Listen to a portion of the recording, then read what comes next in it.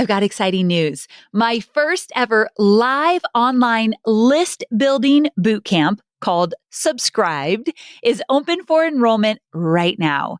Visit amyporterfield.com/subscribed to sign up for the most hands-on, high accountability training for starting or growing your email list that I've ever offered.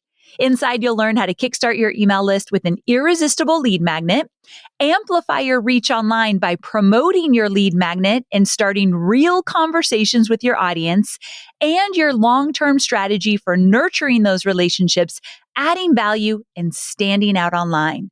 All to say, it's going to be a lot of fun. So join me inside of Subscribed, a live online list building bootcamp by going to amyporterfield.com/subscribed. Let today be the final day you say, but I don't have an email list. Today's the day that we change that. Go sign up and I'll see you there. I've never said this before, but one of the mistakes I think I made early on, and we're kind of paying for it now in the business, is that SEO for years was never, ever a focus of ours.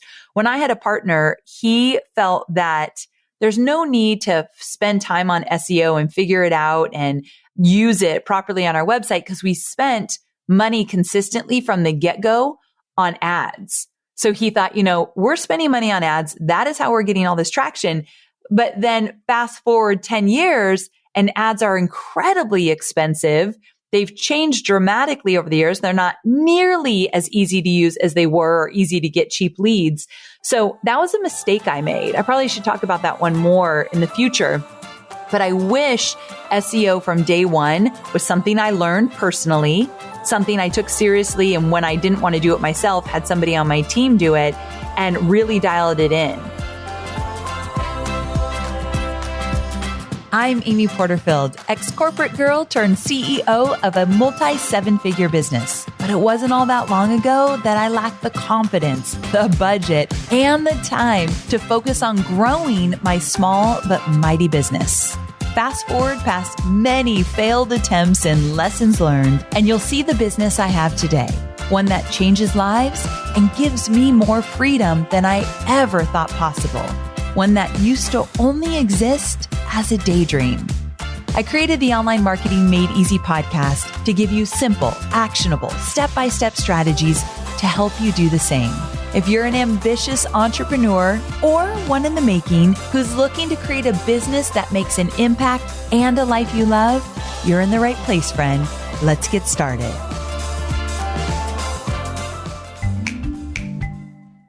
So I have a little homework for you. I want you to head to your favorite podcast listening platform, search for the podcast Success Story, hosted by Scott D. Clary, and start listening. Success Story is a new podcast obsession for me, and it features Q&A sessions with successful business leaders, keynote presentations, and conversations on sales, marketing, business, and entrepreneurship. Scott recently spoke with a guest about the importance of socially conscious entrepreneurship. And I love that conversation. This is such an important topic right now, so be sure to check out that specific episode for sure.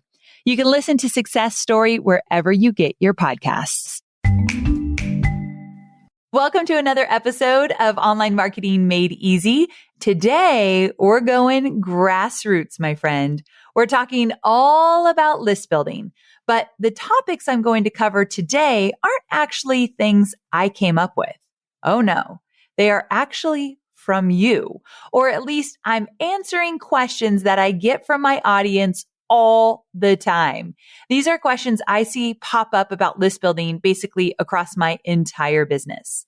I see these questions get asked on social media. I get asked about them in my lives and on webinars. I get asked about them in my DMs. My customer support team sees them. They are everywhere. And because I practice what I preach, meaning I listen to my audience, I thought it'd be a good idea to take a moment to rally up these questions and give you some guidance. So in today's podcast episode, I'm covering 6 questions that I get asked more than you can imagine. I mean, if I had $1 for every time I got asked these questions, well, it'd be a really good day. But to be honest, These are excellent questions. And I'm really excited to give you some guidance on these because being in business for 13 years gives me an advantage and plays to your advantage too. And that advantage is that I've gone before you. I've learned the hard lessons. And if I can help you get where you're going and avoid the trial and error, or at least some of it, then I'm doing what lights me up. I want to see you succeed. And since we all know that a successful online business means a thriving email list, today's episode is extra important. I'm feeling that at some point in this episode, maybe multiple points, you're going to say, Amy, it feels like you're in my head. This is exactly what I needed to hear. And because of that, I want you to be ready. So grab your pen and paper, make sure this episode is downloaded so you can easily return to it if you need it. And let's get ready to take some notes so that you can get into action. Sound good? Oh, and if you find this episode valuable, go ahead and share it with someone that you feel could use it. I would greatly appreciate that. And I think they would too. All right, let's do this. Question number 1. What if I've created what I thought is an amazing lead magnet and no one is signing up for it? No one's opting in for it. What do I do? Oh boy, I hear this one a lot. I get this question all the time. So much, in fact, that I created an entire podcast episode all about troubleshooting your lead magnet. So it's episode number 437, how to troubleshoot a lead magnet that's not converting.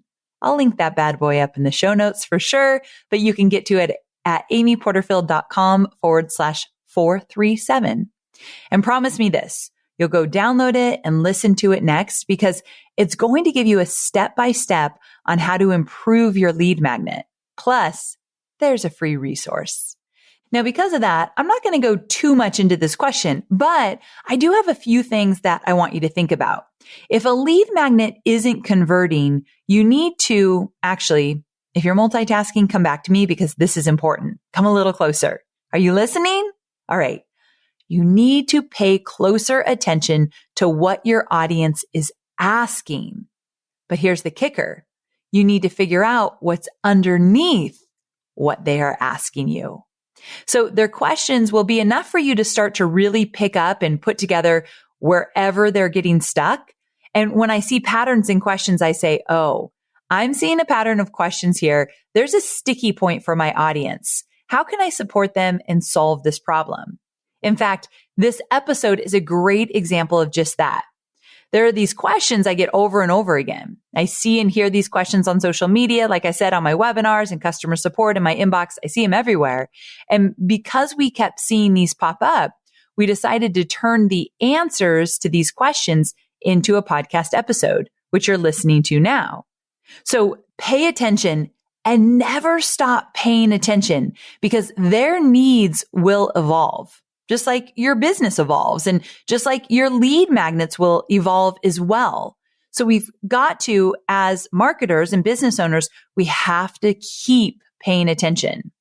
So again, head to amyporterfield.com/437 if you're struggling with your lead magnet, because I promise you'll get some of your questions answered there in depth in a step-by-step podcast episode. All right. Question number 2. Do you recommend that I start with building a website on my chosen platform before I do anything else? Could I just start creating weekly content now, have a landing page for a lead magnet, and then create a website later? The answer is yes. You could absolutely start creating content now, have a stellar landing page for your lead magnet, and create a website later. I'm not at all against this because something kind of cool actually happens when you do it this way. You get a unique opportunity to learn from your audience. Because when you start creating content and putting it out into the world, your audience will give you feedback and engage with you. And from that, you start to become a better content creator. When you become a better content creator, it's easier to get a website up and running because you have a clear vision of what kind of website your audience would resonate with. So I'm all for, let's say, giving yourself 6 months to create your content and promote your lead magnet. And if you go this route, you'll probably want to have your social media bios make it really, really clear who you are and what you're about, since they don't have something like an about page to check out. Now, I do believe everyone should have a website eventually. I just don't believe it has to be something that you do on day one. But here's what I want you to avoid. I want you to avoid pushing off having a website because you're afraid to make one. Deal? I'm all for building your email list and getting to know your audience before you put the time and effort into a website. But you've got to make sure that you give yourself a timeline and get that website created. You absolutely do need one. So don't procrastinate, because websites are important if you're running an online business. But if you're creating content and putting it out there and talking about your lead magnet and running it to a lead page in the meantime, well, everyone gets started somewhere. And if the website's going to stop you in your tracks, let's get that content and lead magnet out into the world. Question number 3. Do I need to be on social media to have a successful coaching business? Ooh, I get this one a lot. So this question goes on to say, I have Instagram, but I'm struggling. I'm comparing myself to others, never feel good enough or interesting enough, and I never know what to post. Do I really need social media? Any tips on how to tackle this challenge? I believe it is very difficult to build a business without social media. And listen, I wish that wasn't my answer. I wish we didn't all have to use social media to build a thriving business. But when I look around, there are very few, and quite honestly, right now, I can't even think of one, but I know a few exist, businesses that don't use social media and they've been successful. But again, I can't even think of one right now because social media is so paramount to growing a business online. It's just the facts. But here's what I want to say. You have to find a way that feels right for you, meaning a way to use social media that feels right for you. So there are a few videos out there that I've done on Instagram Reels where I'm pointing to things while there's music. I freaking hate that. Now, that doesn't mean that I have to get off social media, because I know that my business would suffer. Absolutely, my business would suffer if I weren't on Instagram and Facebook. However, you know those videos where people are lip syncing or doing like voiceovers and they're kind of funny? I love those. I actually love doing them. I think they're hilarious when I watch other people do them. So I'm like, I'll do those all day long. So I said to my social media manager, Stacy, who I adore, and I got to give her so much props because I don't want to do a lot of things on social. And she's a social media expert. And she probably would enjoy working with someone who said yes to everything. Like when I think of Stacy, I think, gosh, she would love to work with Jasmine Star. Jasmine Star's like, yes, I'll do anything on social. Like I'll be silly and I'll dance and I'll point and I'll do lip syncing and everything in between. I'm just not that girl. So I always tell Stacey, I'm sorry, I'm not as much fun as someone else that might embrace all of this, but I also cannot fake it. I'm too old to fake it anymore. I cannot fake it. So I'm not doing the things that I don't enjoy on social. So I told Stacey, look, I actually like these voiceover things. They're pretty fun. Let's do more of those. And she's like, you got it. And also, I think what I'm going to start doing on Reels, and Stacey and I have talked about this, is doing more talking. Like I rarely talk on a reel. I'll, do the lip syncing or something funny, but there's some really great reels, Instagram reels out there where people are actually talking and teaching and making it interesting and fun. So we're going to start exploring that as well. So you need to understand what you like and focus on those things on social. Now, sometimes that means experimenting to find out what you like and don't like. So you've got to be willing to feel uncomfortable and silly to kind of get to what you want to do. And there's no harm in trying something on just to see if it fits. Like if I never tried a pointing video, I'd never know that I never want to do one for the rest of my life. So that's just how it works. The other thing I want to say is that you got to keep your blinders on. You've got to stop worrying about what everyone else is doing. And listen, I know how easy it is to compare yourself to others on social media. There are many days that I don't feel like I measure up, really. And I have to remind myself that I need to keep my head down, be crystal clear on what I'm focusing on, and just get it done and not worry about what everyone else is doing. Now, before we jump on to the next question, I want you to check out 2 episodes. So episode number 418, which is all about imposter syndrome, would be a great one if you find yourself comparing yourself to everyone else. Like, just be honest with yourself. If it's something that you know is stopping you in your tracks or making you feel terrible, go listen to episode 418. I actually have a twist on how to look at imposter syndrome that might be very new to you and might actually help you with a mindset shift that I think is important for you to make. And then the other one is episode 409, from social media posts to weekly content, how to create your 3-month content calendar step by step. And in that episode, I walk you through planning out all of your content, social media included.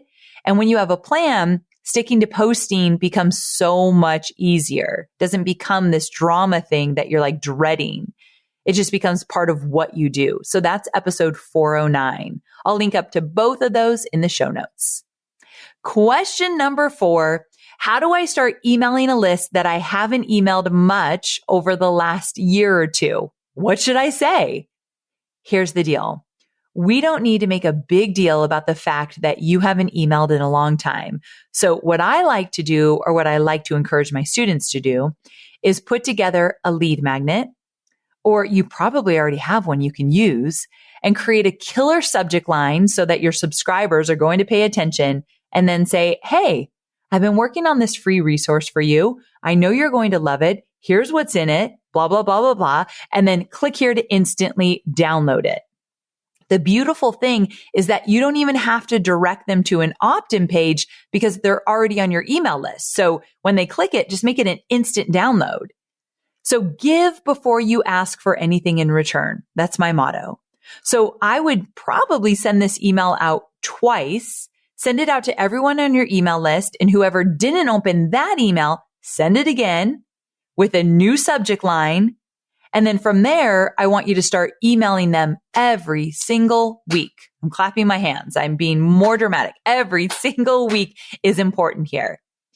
What are you going to email them every week? Well, follow the guidance I give you all the time.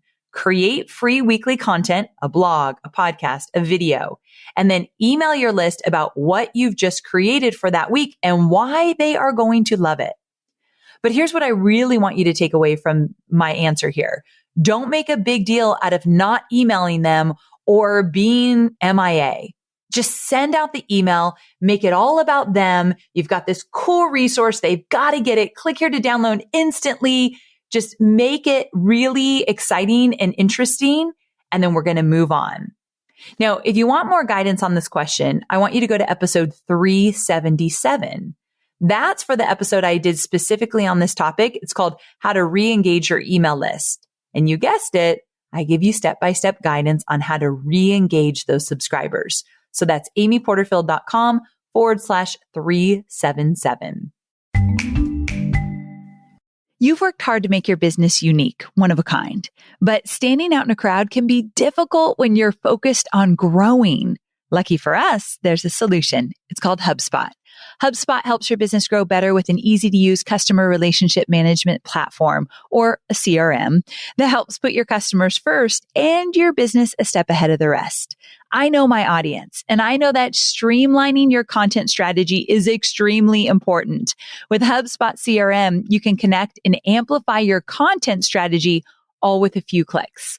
Plus, HubSpot helps you create topic clusters, which automatically link your supporting content to your core content pages, helping search engines easily identify you as an expert and boost your rankings. Learn how your business can grow better at HubSpot.com. Question number 5. I'm trying to build an email list from scratch, literally 0 subscribers. I don't have social media, but I do have a website. Thoughts on getting out there? I love this question. And the number one thing is to select 1 or 2 social media channels that you're going to commit to using and just start using them consistently. Now, there are a bunch of ways to get out there with social media, including going live on Facebook or using the power of Instagram stories and landing guest posts on interviews on other people's blogs or shows. Like, these are different ways to get yourself out there. You got to definitely get scrappy to get some traction, But like I said earlier in this episode, do what feels right for you. What approaches get you excited and then commit to those. I do believe we need to use social media. Again, I wish that wasn't the answer, but it is. However, I do not believe that we need to be on every single platform. So there's a retailer called Lush, and they're famous for their different types of soaps. And they just came out and said, we're using YouTube and Pinterest and nothing else, which is very bold, by the way, considering Instagram is so hot right now, including Instagram Reels. But they just decided that they're going to get laser focused on what's serving them best. Oh, and of course, they're using email marketing, which I love. So they're like YouTube, Pinterest, email marketing, done. I feel like that's a very bold move for a very lucrative company. Now, if you're only using your website, you'll really need to rely on organic search like SEO. And SEO is a big deal. Talk about going slow to get where you want to go, but with time, it's going to benefit you immensely. You know, I've never said this before, but one of the mistakes I think I made early on, and we're kind of paying for it now in the business, is that SEO for years was never, ever a focus of ours. When I had a partner, he felt that there's no need to spend time on SEO and figure it out and use it properly on our website because we spent money consistently from the get-go on ads. So he thought, you know, we're spending money on ads. That is how we're getting all this traction. But then fast forward 10 years and ads are incredibly expensive. They've changed dramatically over the years. They're not nearly as easy to use as they were or easy to get cheap leads. So that was a mistake I made. I probably should talk about that one more in the future. But I wish SEO from day one was something I learned personally, something I took seriously. And when I didn't want to do it myself, had somebody on my team do it and really dialed it in. So now we are starting to make a bigger focus, but geez, I should have done it years and years ago. And just as a reminder, SEO is free. So with ads being so incredibly expensive right now, if I had a stronger SEO play, I'd be benefiting from it right now. And again, it takes years. So even though we've started to really make an SEO play, it's going to take a while. So this is an important strategy to pay attention to. So if you're just starting out, take the time to become a student of SEO because it can help you immensely when you're building your online business. Finally, question number 6. What would a good lead magnet be for a book launch? Surprisingly, I've been seeing this question pop up quite often. Sounds like I have some authors in my audience, which gets me very excited. So as many of you know, my very first book is coming out early next year. And what I'm finding is the question you may want to consider asking instead is, what are some great bonuses I can offer people when I pre-sell my book? Because when it comes to buying your book, getting pre-sales is a huge benefit. So for me, and something I encourage you to think about as well, is what would a great bonus package or just even one bonus look like if it were to encourage people to say, hey, if I pre-order this book, I get these awesome bonuses. And this is something we see with many, many book launches, right? Now, leading up to when you pre-sell and offer those bonuses, I just think about what would be really great content that I can put out into the world from now until when I start to pre-sell my book that will attract the right audience. So that can be a podcast, or maybe that's a really great lead magnet, or maybe you're showing up on social media more. And you do all of this in order to grow your audience and attract the right people before you start to pre-sell your book. Then when you start to pre-sell your book, you're offering bonuses. So people have to give you their name and email to get those bonuses. They show you they bought the book and they give you their name and email, and now you send them bonuses. So when it comes to hitting the nail on the head with the content that you choose to talk about in these various platforms, I would consider thinking about, where does my audience need to be in order to be ready to dive into my book? So if you're thinking about growing your audience before you pre-sell and before you offer those bonuses, where does my audience need to be in order to be ready to dive into my book? I love that question. And then back up a little bit from that point and use those topics to get them ready to be in a place to start your book. And that's what I call the invisible bridge, which I've talked about many times on this podcast. You got to get them walking over that invisible bridge to get ready to buy. So yeah, I don't know what a great lead magnet is to get people into your world to buy your book, but I think the better question is, what kind of great bonuses can I create when they do buy my book? And that is a lead generation in it of itself. But I might come back to this question and add even more value to it down the road as I start to implement my book marketing plan, which you'll see me roll out. Make sure you're following me on Instagram. So I'm just at Amy Porterfield on Instagram. Come over and follow me there. That is where you will literally see my entire book launch plan play out in real time, starting a little bit later this year. So come on over and I'll be sharing, lead magnets and opportunities and resources even before the book goes on pre-sale. So I'm excited about that. Okay. Switching gears just a bit. I have some very exciting news to share with you to support you in all of your list building efforts. I'm hosting my first ever live list building intensive bootcamp, and it's called Subscribed. So here's the deal. I've cleared my calendar so I can be hands-on with you as we kickstart your email list and we amplify your reach and nail down your rock-solid long-term list building strategy for your business. Subscribed will help you get your email list finally growing and quickly. By the end of this bootcamp, you'll have learned about creating a stellar lead magnet and a corresponding opt-in page to get people to sign up for your lead magnet. So I'll break that all down for you. And your pages are going to be so good that they'll bring in eager subscribers for months and months to come. And I'm also going to share with you what to post, when to post, and where to post so you maximize the content you already have, and that content leads to growing your email list. So it's a special strategy. I also have an intuitive long-term list building strategy that's going to feel right for you and your business and your audience. You can tweak it to make it just right. I'm sharing all of this in the bootcamp and so much more. Again, this is the first time I've ever done a live bootcamp like this all around list building. So to join in, all you need to do is go to amyporterfield.com/subscribed. That's amyporterfield.com/subscribed. Now, it's not free, but I think you're going to be pleasantly surprised when you see the price point. So go check it out. I really, really hope I see you there.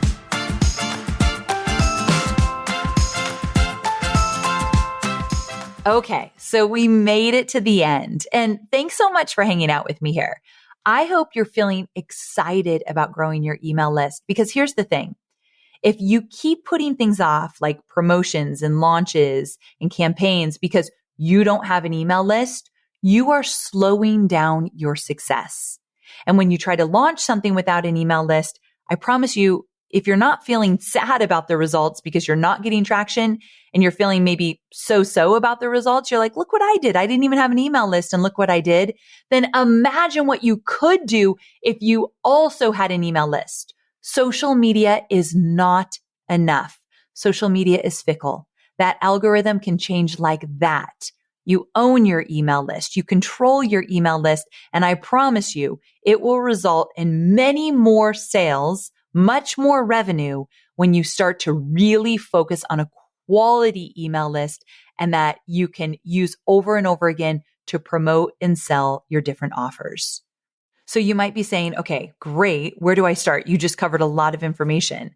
And I want to encourage you to join me in the bootcamp.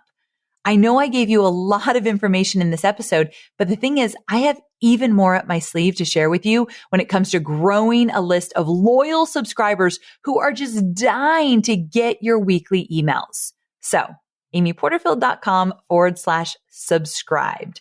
Jump into the bootcamp. Let's get building that email list together so that you never, ever, ever again say, but I don't have an email list or my email list is really small. Let's just end that now.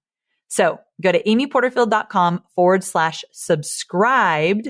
I cannot wait to see you there. I'm excited. I've never done anything like this before. It's going to be really fun. We have been working on it for months and months and months. I think you're going to love every minute of it.